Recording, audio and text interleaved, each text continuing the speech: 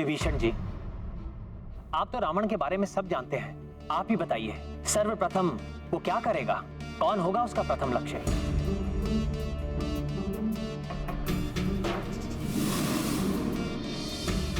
भ्राता रावण चतुर है। उनका प्रथम एवं सर्वोपरि लक्ष्य होगा आपका एवं भ्राता लक्ष्मण का वध करना, जिससे युद्ध के आरंभ में ही युद्ध का अंत हो जाए। क्षमा करें विभीषण जी,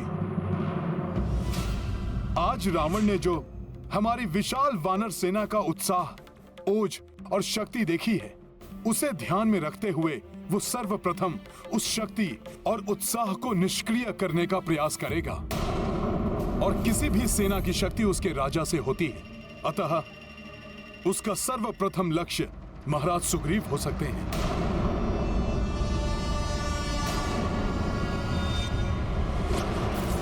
सुग्रीव ही होगा हमारा प्रथम लक्ष्य।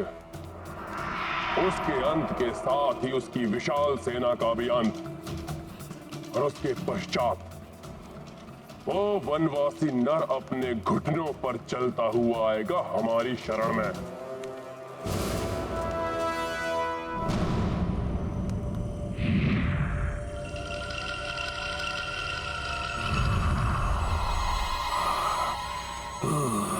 दे दो जीवा।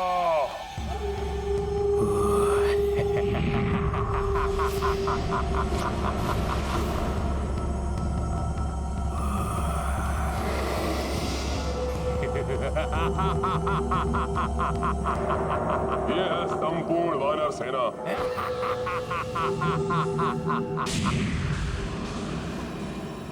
आप चिंतित ना हो महाबली, मैं स्वयं जाऊंगा उस सुग्रीव का अंत करने।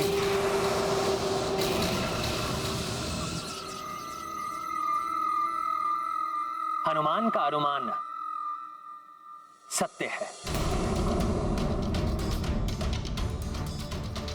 महाराज सुग्रीव की सुरक्षा हमारे लिए सर्वोपरि है। अतः महाराज सुग्रीव सदा सेना के मध्य में ही स्थित रहेंगे और उनके निकट हमारे महाबली योद्धा विभिन्न सुरक्षा पंक्तियां बनाकर इन्हें चारों ओर से घेरे रहेंगे।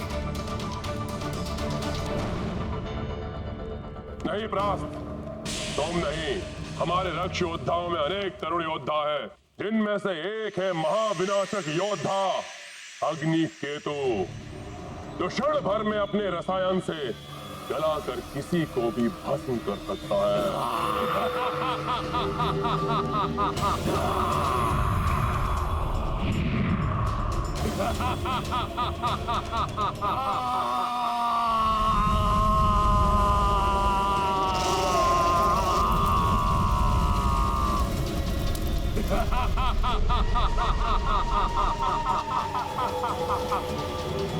ये अग्निकेतु उन सभी वानरों को पिघलाकर भस्म कर देगा जो सुग्रीव की सुरक्षा में लगे हुए हैं। मैं स्वयं महाराज सुग्रीव की सुरक्षा में रहूंगा और मेरे साथ लक्ष्मण भी रहेंगे। हम महाराज की निकटतम पंक्ति में रहेंगे। हमारे धनुर्धारी होने का अतिरिक्त लाभ हमारी आगे वाली उस सेना को प्राप्त होगा जो आगे जाकर 3 भागों में बटी हुई होगी, जिसका नेतृत्व हमारे सर्वश्रेष्ठ योद्धा करेंगे।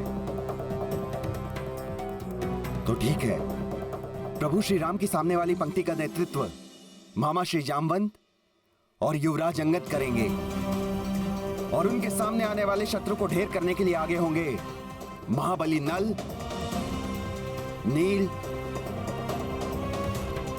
और सुषेण जी, और उनके पीछे दूसरी पंक्ति में गवई, गवाक्ष और गंधमादन। किंतु स्मरण रहे, भ्राता रावण आकाश एवं पाताल से भी आक्रमण करने की क्षमता रखते हैं।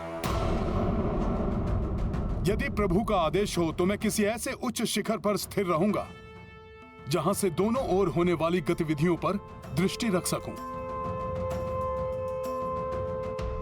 भ्राता रावण क्रूर है, वो बर्बर एवं महाविनाशकारी आक्रमण करके महाराज सुग्रीव को क्षति पहुंचा सकते हैं। सत्य कहा आपने महाराज विभीषण, किंतु हनुमान रावण के किसी भी बर्बर आक्रमण को सफल नहीं होने देगा।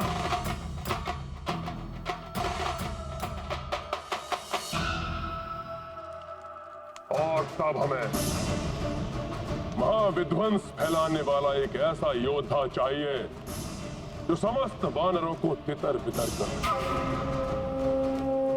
जिससे सुग्रीव के वध का मार्ग सुगम्य हो जाए।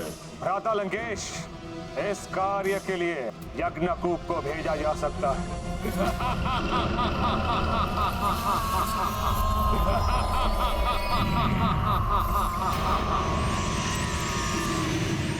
यज्ञकूप के भीषण चिंगाड़ की उठने वाली तरंगे इतनी घातक है कि निकट में खड़े हुए बड़े से बड़े योद्धा के कण फट जाते हैं।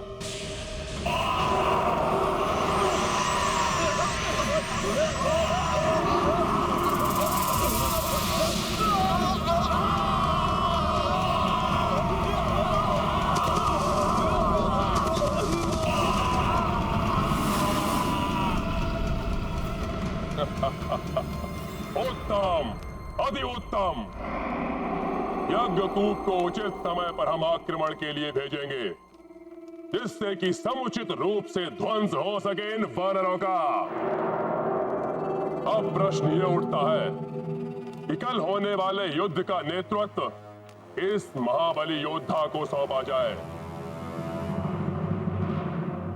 वैसे तो सेना के नेतृत्व के लिए भ्राता कुंभकर्ण ही भ्राता रावण का प्रथम चुनाव हो सकते थे, क्योंकि वो महाशक्तिशाली महाविनाशकारी शक्तियों से संपन्न है। किंतु वो इस समय निंद्रामग्न होंगे। किंतु विभीषण जी, मेरे विचार से रावण किसी पर विश्वास ना करके स्वयं युद्ध करने के लिए आगे आ सकता है। नहीं, जब तक अति आवश्यक नहीं होगा रावण स्वयं को संकट में नहीं डालेगा। वो अपने ही समान किसी शक्तिशाली महाबली योद्धा का चुनाव करेगा। मेघनाद पर उसे पूर्ण भरोसा है। वो कल युद्ध के लिए उसे ही नेतृत्व के लिए भेजेगा। प्रिय पुत्र मेघनाद, कल युद्ध में सेना का नेतृत्व तुम करोगे। शत्रु सेना का नाश करके लंका की धूल में मिला दो उन तुच्छ वानरों और उस वनवासी नर को। आपकी आज्ञा शिरोधार्य पिताश्री। मैं आपको निराश नहीं करूंगा। कल इसी समय उन मूर्खों पर विजय प्राप्त करके हम विजयोत्सव मनाएंगे। किंतु स्मरण रहे पुत्र, तुम्हें सावधान रहना होगा उस द्रोही विभीषण से, क्योंकि मैं उन सभी दानवों के भेद, उनकी मायावी शक्तियों से भली भांति परिचित हूं, जिन्हें भ्राता रावण भेज सकते हैं। अतः विभीषण जी, आपको सेना के तीनों टुकड़ियों के कहीं मध्य में ही स्थित होना चाहिए, जिससे कि आप सबको सतर्क कर सकें कि किस रक्ष योद्धा का सामना किस प्रकार करना है। हनुमान का सुझाव उचित है। आप सबके मध्य में ही स्थित होंगे।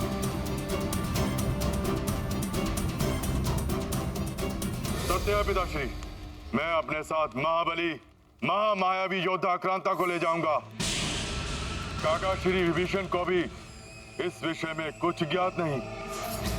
मुझे भी कुछ ज्ञात नहीं है आक्रांता के बारे में युवराज, क्योंकि वो पाताल लोक में भी गुप्त रूप से ही निवास करता है। वो एक महाविनाशक राक्षस है।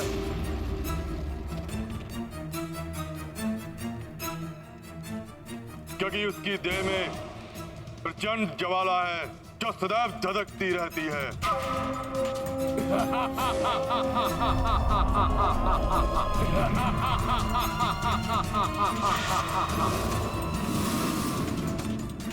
वह अपनी इच्छानुसार अपनी देह से कहीं भी संहारकारी विस्फोट करने की शक्ति रखता है।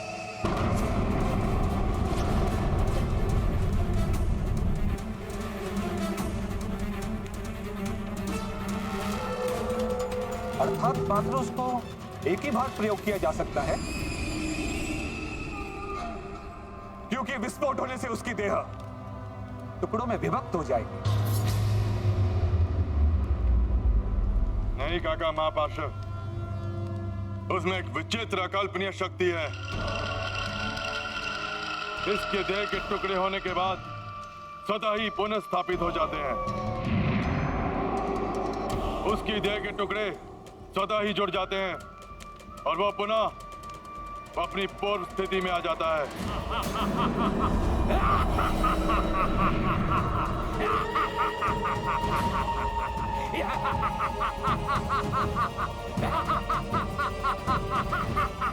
हाँ पिताश्री, कल के युद्ध में अक्रांता ही मेरा प्रमुख शस्त्र होगा। तो कल प्रातःकाल सूर्योदय के साथ ही उन वानरों के जीवन की उल्टी गणना आरंभ हो जाएगी। कल ही समाप्त कर देंगे हम उन तुच्छ वानरों को।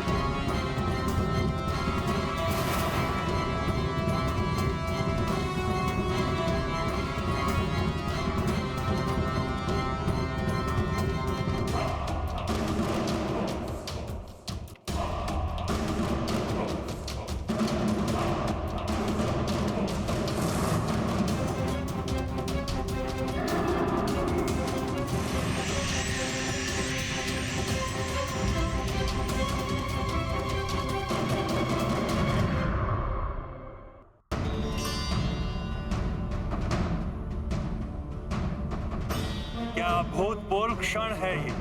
एक और धर्म है तो दूसरी ओर अधर्म, एक और मर्यादा है तो दूसरी ओर अहंकार, एक और विशुद्ध भक्ति है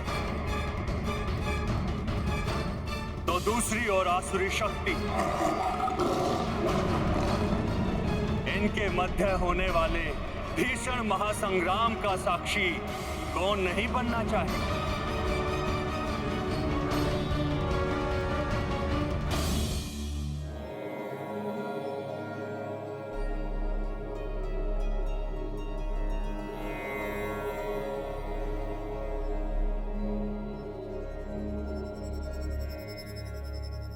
क्या सोच रही हैं देवेश्वरी कि सदैव ध्यान योग में लीन रहने वाले महायोगी भी अपना ध्यान छोड़कर इस महासंग्राम को इतनी रुचि से क्यों देख रहे हैं? ये कोई साधारण संग्राम नहीं है देवेश्वरी। पाप और पुण्य के मध्य होने वाला ये धर्मयुद्ध संसार के लिए बहुत ही निर्णायक सिद्ध होने वाला है। देखिए ना, एक ओर मेरे आराध्य श्री राम है और दूसरी ओर मेरा ही महाभक्त रावण है, और इस युद्ध को निर्णायक मोड़ देने वाले भी तो मेरे ही रुद्रांश हनुमान हैं। ऐसे युद्ध को तो आप भी पूर्ण रुचि के साथ देखना चाहेंगे देवी। जब हम इस युद्ध को लेकर इतने व्याकुल हैं तो कल्पना कीजिए कि देवी सीता के हृदय पर इस समय क्या बीत रही होगी।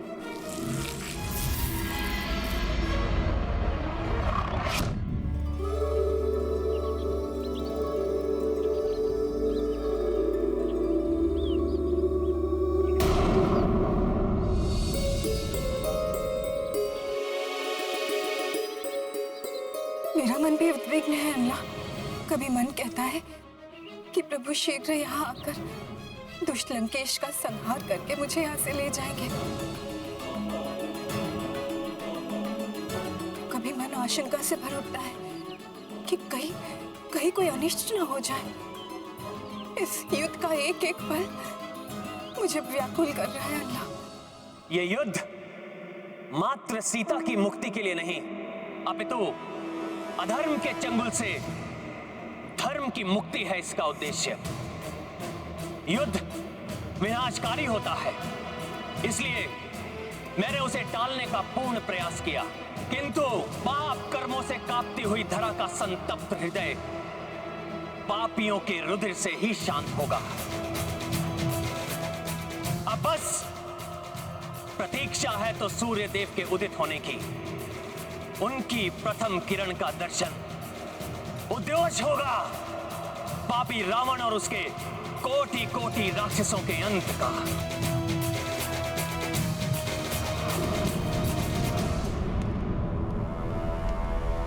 आज के सूर्य से उदित होने वाली प्रथम किरण कहीं मेरे हृदय को अंधकार से न भर दे।